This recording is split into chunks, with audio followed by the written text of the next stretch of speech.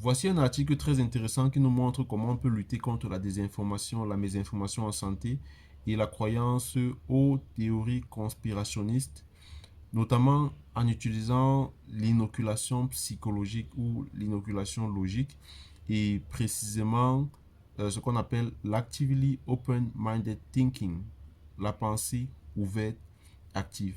Alors, de quoi est-ce qu'il est question dans cet article-ci? Vous savez, le principe de l'inoculation psychologique ou alors de l'inoculation logique, contrairement à l'inoculation technique qui cible beaucoup plus les stratégies de manipulation, l'inoculation psychologique ou logique va cibler beaucoup plus les étapes psychologiques qui nous rendent vulnérables.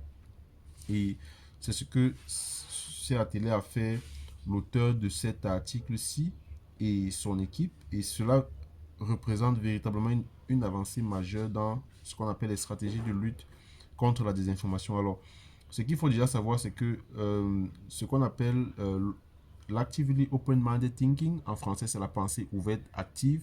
Il s'agit d'un facteur protecteur le plus robuste contre la désinformation et qui se caractérise par l'évitement actif des biais de confirmation, la remise en question de ses propres certitudes, la recherche active d'informations contradictoires et la tolérance à l'incertitude épistémique. En revanche, les causes ou alors les facteurs de risque de la désinformation dans les vulnérabilités cognitives identifiées, il s'agit beaucoup plus de ce qu'on appelle la surconfiance dans ses positions initiales, l'échec à considérer des alternatives, l'illustration de compréhension, l'attention sélective aux preuves confirmant ses croyances, l'interprétation biaisée de toute preuve comme supportant sa position.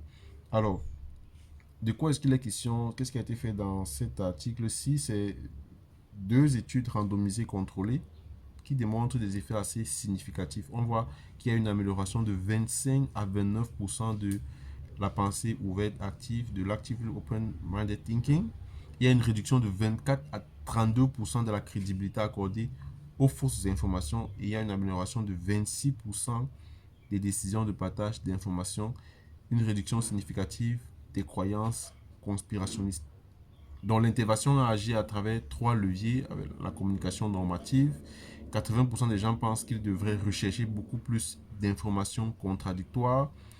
Il y a également eu la motivation défensive, le fait d'alerter sur les tentatives de manipulation et les outils cognitifs en fournissant des stratégies concrètes d'évaluation. Donc, il y a plusieurs applications qui peuvent être faites en santé publique, notamment lors des campagnes de désinformation, lors des campagnes de santé. Il est possible donc d'utiliser les modules d'inoculation logique ou psychologique dans les stratégies, dans les campagnes de santé publique majeures.